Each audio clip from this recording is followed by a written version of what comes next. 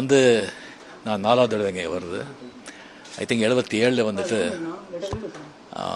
அவங்க இங்கே பார்க்குறதுக்கு இங்கே வந்திருந்தேன். அவங்க ரெண்டு பேரும் அவங்க சேர்ந்து ஆக்ட் பண்ணதா ஒரு ப்ரப்போசல் இருந்தது.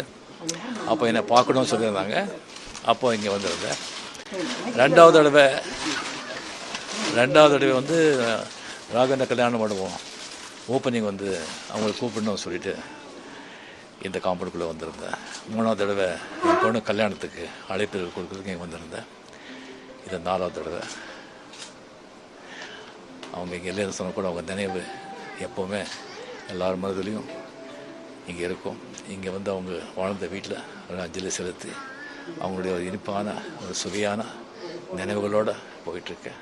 அவங்க நாமும் எப்போதும் வாழ்க.